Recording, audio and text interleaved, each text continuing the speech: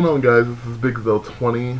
So many things to weigh in on, so little time. Okay, I have a list, and the first one I'm going to weigh in on is Bad Girls Club. Shout out to Queen of the Blogs, and also Triple X Productions. Girl, you know who I'm talking about. Production girl, you know who I'm talking about. I love you. I can't remember your name. But shout out to y'all for, letting me know about the Bad Girls Club Reunion and the clips and where to go. I went to Perez Hilton's site. If you didn't know, Perez Hilton is going to be hosting. Don't know why, but he's going to be hosting, and so we'll let that happen. We'll see that as it may. I guess, just like Star Jones hosting last season's reunion. I guess they want to get the catty bitches of the public to host a catty ass show. Whatever. Not really weighing in on that. It looks hype. It looks hype. It looks hype. The Fab Five against the Ambers again. It looks like Tiffany's gonna be going in on Amber M, getting off in her face. Like Amber M's just gonna be like, what? Let me flip my little string again. What? And like Tiffany and like Kayla's coming out. Kayla looked good on the reunion. She got thicker. Mine got thick. Like Kayla gonna be coming out tomorrow. So I'm, bitch, what, bitch? I wasn't even talking to you, bitch. And she gonna she get into it with Tiffany and Ashley. So I can't wait to see that and see it all. Cause really to me, I'm over the season. I'm already over it. That last week we really didn't have a new episode. We had that Amber's Hallback Marathon. Didn't watch it. Didn't need to. I'm just over this season. So, ready to see the reunion, see how they are, to me, reunions are more real because there's no editing, and it's a time to kind of be real about what happened on the show. So I love reunions. So either it'll turn out good or it'll turn out bad, whatever. It's almost the end. I think there's like a couple more episodes left, maybe like 3. So, about to say bye-bye to Bad Girls Club Season 3. Thank God. Anyway, second of all, next thing I want to weigh into, Making the Band. I saw the first 2 episodes. Well, I didn't really watch it. I can't give you the episode verbatim. I can't give you a recap verbatim about what happened because me and my friends were watching it, but we weren't really watching it. We were doing homework, and at the same time it was on. So, it was on at the same time while we were doing homework, and, it was like Making a Band, okay? It's nothing for us to really stop and gawk at. So we were watching the shit, and there was just certain things that popped out. Diddy is the worst manager ever. He's the worst fucking manager ever, and we already didn't know this shit from the number of failures that have signed on to his record company since like 2000. Then we know it now from him exploiting his failures of a group. He is exploiting the fact that if you're hot right now, he's not going to do anything to you. I mean, he's going to help you out. But if you're not hot, he's not going to help your ass out. He's putting it all on them. What kind of production company does that? Especially if you're a new artist. He's trying to make it seem like, the artists who come in, you have to do all the work and we just open the door for you. No, motherfucker, that's not how the music industry works.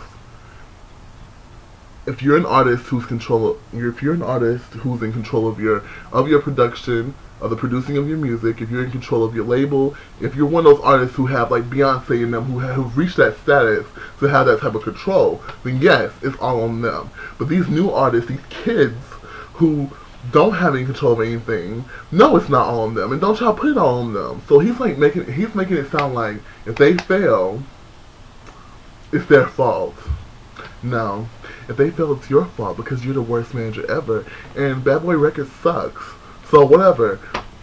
Diddy's an asshole, the whole Dawn, Dawn, I felt so bad for her because she's like on her own, whatever. And I had more insight on it. Diddy is making it seem like it's her fault Diddy is making it seem like she's the one that he could always go to. And everything's been put on her. And I do feel her on that one. Some girls didn't come back. You fired most of the girls. Most of them ain't gonna come back. What do you expect? And now he's acting like, I'm not gonna let anybody out of their contract. So if they try to sign on with another record company and have a career that you couldn't give them, then you can sue them. You can sue the shit out of them. My best advice is the girls who don't want to come back under his management, Get a lawyer. Because obviously, Diddy, it was nothing going on between. He keeps talking about this pay shit that's going on between you. This pay shit that's going on between you. Obviously, it's not what's going on between them.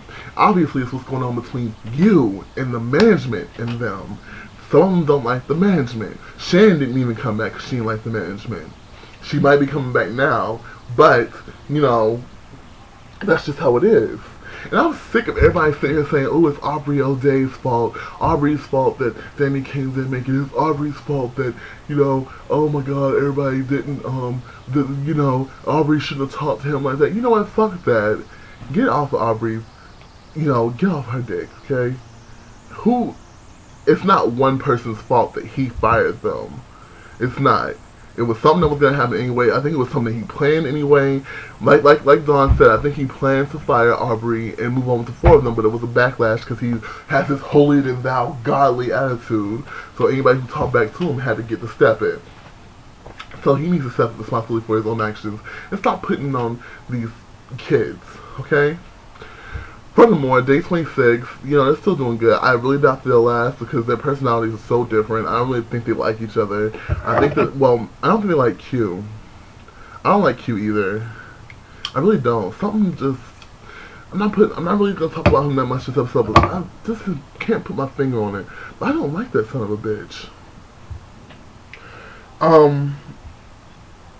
What else am I going to talk about? Okay, so photos of Rhianna have been released. And I've seen how fucked up she is, and I've already, you know, I've tried to not weigh in on Chris Brown, but there's no way you can't weigh in on it, you know. And then his whack ass apology, he apologized, which is as sincere. I'm sorry, his apology was as sincere as Michael Vick's apology about killing dogs. He really did, you know, it was just not that sincere. I'm sorry if I can't hear it from you myself. For one thing, at least Michael Vick went on a fucking press conference and talked about it. No, you had your publicist state what you had to say. Bitch, sit your ass down and stop bitching out. Chris Brown, we're already waiting on you. Your career's over. Radio stations won't play your music. And you didn't even apologize, like, outright. Like, he's not really owning, like, apologize. It's like I'm sincerely regret what has transpired. No, that's not really apologizing for what you did. That's not really saying, I'm sorry that I did this. I really didn't mean for it to happen. I really didn't. No, I regret what happened. It's like, it would have happened on any given day, but the fact that it's gone public, I'm sorry that, you know, it's, you know, because it's gone public, I'm sorry that it transpired. Whatever. I'm already waiting on Chris Brown. He's dead. He's a dumbass motherfucker. Nobody's gonna work with him anymore. Whatever. You're done. Another thing, this whole racial Obama thing with the New York Post and the monkey and the monkey and the New York Post thing. I'm so over that shit. It's like, it was a racial thing. Here's my thing about it. Here's my tea about that. It was very racial. It was very wrong. You shoot a monkey and then talk about the stimulus bill. Obviously the monkey's sitting, and then they try to say, oh, it was taken the wrong way. How the fuck else are you supposed to take it? The monkey obviously signified Obama because you're talking about the stimulus bill, and he's the one who, you know, passed it. He's the one who signed it. So who else are you talking about? So shut the fuck up. Just own up to your mistakes. I believe that everybody is allowed to have a creative opinion, but don't bitch out when the heat gets turned on you. You know what I'm saying? But it was very racial and it was very racist. What I'm hoping, though, doesn't happen is that everybody who speaks out against Obama isn't going to be dignified as a racist. I hope that everybody who speaks out against him is going to happen, because that's just wrong. You're allowed to have your opinion about a black president. You know, people keep saying that they don't think if America was ready for a black president. But my question is, they said they don't think that white America was ready for a black president. My question is black America ready for a black president? Are you ready for when people say, oh, I think, like if one person goes like, I think what Obama did was wrong, are you going to call him a racist because he said that? You get my point?